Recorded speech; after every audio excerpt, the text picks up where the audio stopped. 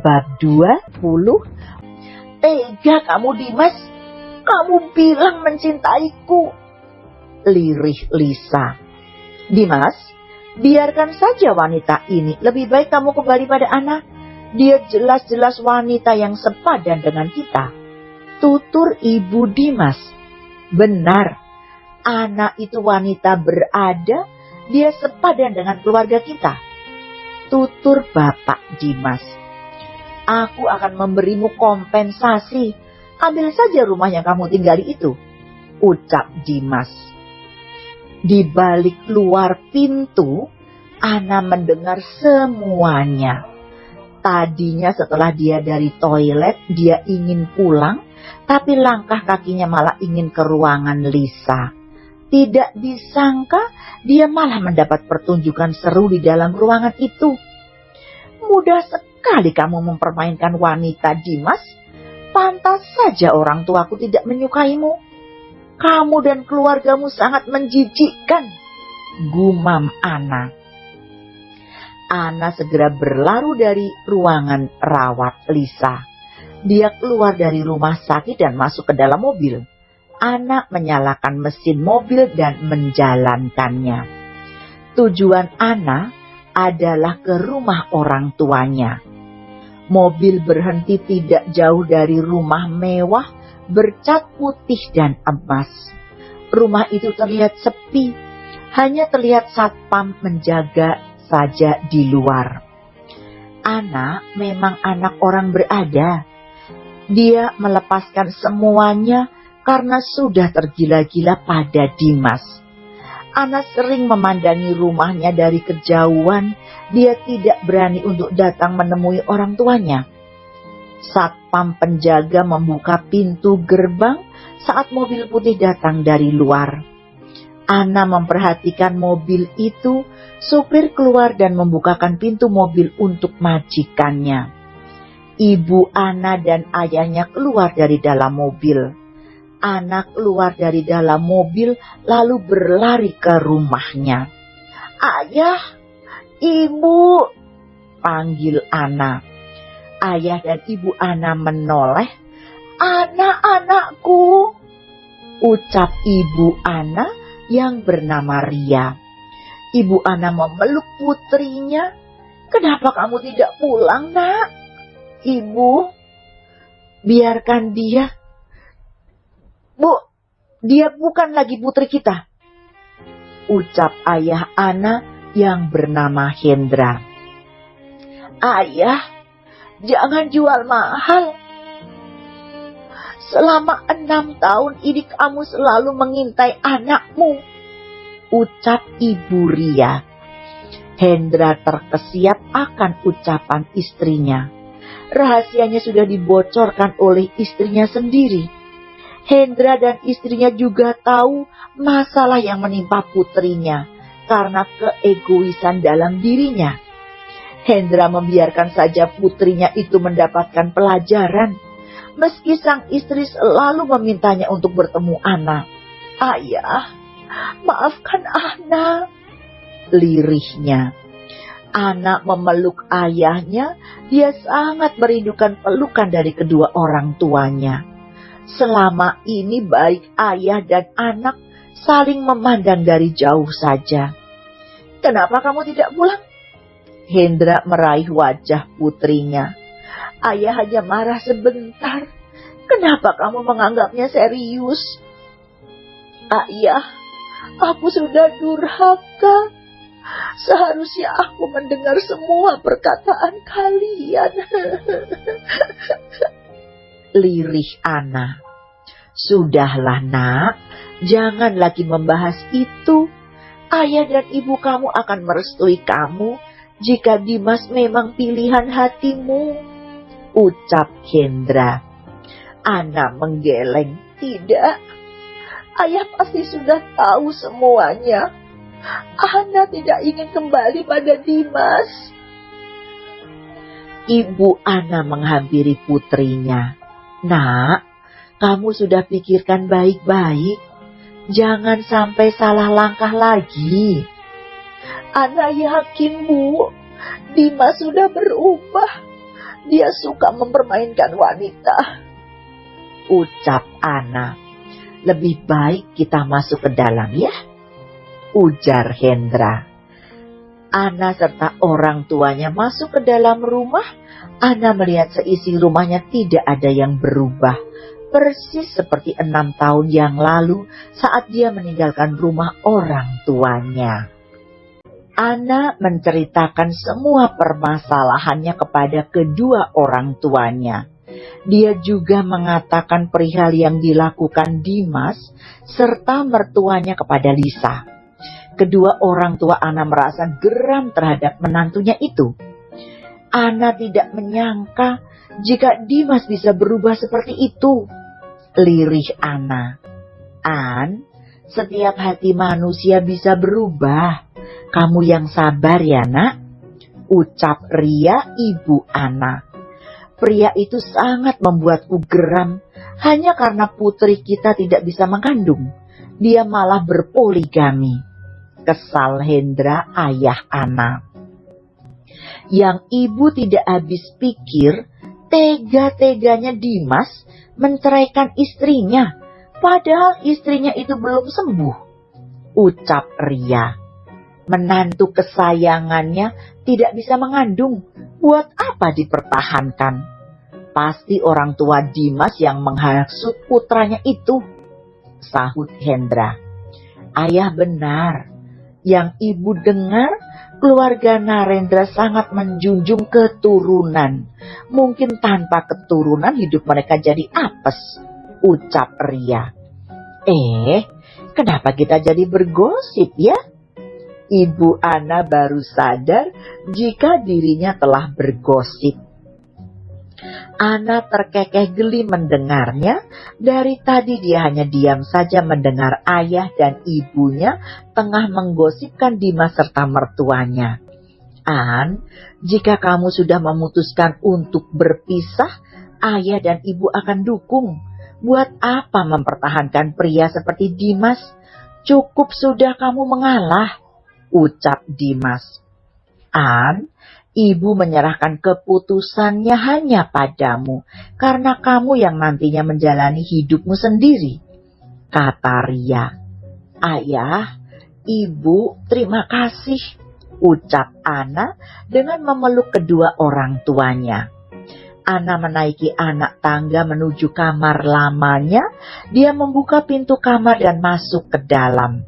Kamar itu masih sama persis seperti yang dia tinggalkan. Ibu anak memang tidak mengubah apapun, baik isi rumah maupun kamar Ana. Dia berharap anaknya itu akan kembali ke rumah suatu hari. Ana berbaring di atas ranjang kasur yang empuk, hatinya lega karena bisa berbaikan dengan kedua orang tuanya. Dering ponsel Ana berbunyi. Ana melihat nomor telepon yang memanggilnya. Panggilan telepon itu dari Dimas, namun Ana enggan untuk mengangkatnya. Ana masih merasa heran akan sikap Dimas. Suaminya itu dengan mudahnya mencampakkan Lisa. Sungguh malang nasib Lisa, sudah jatuh malah tertimpa tangga. Ana juga kasihan melihatnya. Tapi mungkin itu karma untuk Lisa yang telah mengambil suami orang. Reyhan hanya berdiam diri di dalam kamar. Saat ini dia berada di rumah mamanya. Dia tidak mood untuk melakukan apa-apa. Hatinya terasa hampa setelah anak memintanya untuk menjauh. Reyhan menatap layar ponselnya. Dia berharap Ana menelpon atau mengirimkan dia sebuah pesan. Namun angan-angannya sia-sia belaka. Ana tidak ada menghubungi dirinya sama sekali. Baru sehari saja Rey sudah merasa kehilangan. Apalagi jika Ana tidak menjadi miliknya. Mungkin Rey akan menjadi tidak waras. Pintu kamar diketuk dari luar. Dengan malas Rey beranjak, berdiri untuk membuka pintu. Mama, masuklah. Kamu itu kenapa sih? Tanya Dila yang sudah masuk dan duduk di tepi ranjang. Putus cinta, ucap Rey. Putus cinta? Dila malah tertawa. Kamu akhirnya merasakan putus cinta. Itu karma untukmu yang selalu bermain wanita, ucap Dila. Ray berdecak kesal. Gak ada kasihannya sama anak sendiri sih Mama. Dila menepuk pundak Rehan. Sabar Ray, kalau jodoh gak bakal kemana. Semoga saja anak jodoh Rehan, lirihnya. Amin, sahut Dila. Diki datang ke rumah Rehan, dia langsung naik ke atas menuju kamar sahabatnya itu. Mama Dila, sapa Diki. Diki, kamu urus tuh Rehan, dia habis putus cinta, kekeh Dila. Beres Ma, sahut Diki. Dila keluar dari kamar meninggalkan Diki dan Rehan. Dila sangat menyukai Rehan yang sekarang. Putranya itu sudah menunjukkan perubahan besar. Ray sudah tidak lagi keluar malam hanya untuk bermain wanita. Putranya itu hanya bermalam di rumah Ana. Tidak ada lagi wanita penghibur yang selalu datang ke rumah hanya untuk mencari Rehan. Diki duduk di sofa yang ada di kamar Rehan. Ray, kamu harus dengar berita ini. Berita apa? Tanya Ray. Dimas sudah menceraikan Lisa, jawab Diki. Ray membelalak. Apa? Ray kaget mendengar kabar dari Diki. Dimas, dia pasti ingin balikan lagi dengan Ana. Aku tidak akan membiarkan itu terjadi. Ray mengepal geram. Gampang banget Dimas membuang Lisa setelah apa yang menimpanya, ucap Diki yang geleng-geleng kepala. Ana di mana? Tanya Ray. Menurut orang kita, dia berada di rumah orang tuanya, ucap Diki. Siapa orang tuanya? Tanya Rehan lagi. Jika kamu tahu, kamu akan mundur untuk mendekati Ana, kata Diki. Ray berkerut. Memangnya siapa orang tua Ana? Tuan Hendra, jawab Diki. Rehan tampak berpikir akan jawaban yang Diki lontarkan. Dia berusaha mengingat nama seseorang yang bernama Hendra. Yang aku kenal hanya Hendra si tua yang menyebalkan, ucap Ray. Nah itu orang tua Ana, ujar Diki. Apa? Kaget Ray. Kenapa harus dia yang menjadi orang tua Ana? Ucap Ray dengan mengusap wajahnya dengan kedua belah tangannya. Terakhir kali, pria itu membuatku rugi besar. Dia bertindak seenaknya dalam berbisnis. Jika pria itu bilang tidak, maka tidak, tutur Ray. Rehan dan Hendra pernah bekerja sama dalam dunia bisnis. Karena suatu hal yang tidak disukai Hendra, membuat Ray mengalami rugi besar. Sampai sekarang, Ray enggan untuk bekerja sama kembali dengan Hendra. Diki tertawa. Kasian kamu Ray, baru jatuh cinta sudah banyak halangan. Nasib apa boleh buat, ucap Ray. Lebih baik kamu ambil dulu hati kedua orang tua Ana. Jika orang tuanya sudah luluh, putrinya akan lebih gampang kamu dapatkan, ucap Diki. Kamu benar. Sepertinya yang susah itu menaklukkan hati orang tua Ana, sahut Ray. Keduanya malah tertawa bersama-sama. Dunia begitu sempit. Ray malah ingin menikahi putri dari pria yang membuatnya kesal. Apapun itu, Ray akan mendapatkan Ana. Ana serta kedua orang tuanya tengah makan malam bersama. Ana sangat merindukan kehangatan keluarga yang telah lama hilang darinya. Nak, kamu menginap di sini kan? Tanya Ria. Ana menggeleng. Besok saja Ana menginap. Malam ini Ana akan tidur di butik. Kenapa tidak langsung pindah saja ke rumah? Ucap Hendra. Aku ingin menyendiri dulu, sahutnya. An, siapa pria yang selalu mengikuti kamu? Tanya Hendra. Ana mengernyit. Siapa yang mengikuti Ana? Kata suruhan ayah kamu, ada pria yang selalu mengikuti kamu pergi, ucap Ria. Ana menjadi takut karena mendengar perkataan ayahnya. Yang benar, iya, sepertinya dia hanya menguntit saja. Sudah lama pria itu mengikuti kamu, tapi dia tidak melakukan apa-apa, tidak melakukan hal-hal aneh, ucap Hendra. Ana berpikir keras akan ucapan dari ayahnya. Dia tidak punya musuh ataupun menyinggung orang lain. Sebenarnya, pria itu adalah suruhan Diki yang akan selalu mengawasi gerak-gerik Ana. Ana serta keluarga telah datang ke sidang pengadilan. Hari ini adalah penentuan di mana Ana akan mendapat status baru. Ana tidak ingin lagi ada mediasi di antara mereka berdua. Dimas selalu menghubungi Ana, dia juga selalu berkunjung ke butik. Namun Ana sama sekali tidak menghiraukan lagi. Menghiraukan Dimas lagi semenjak Dimas selalu menerornya. Ana pindah ke rumah orang tuanya.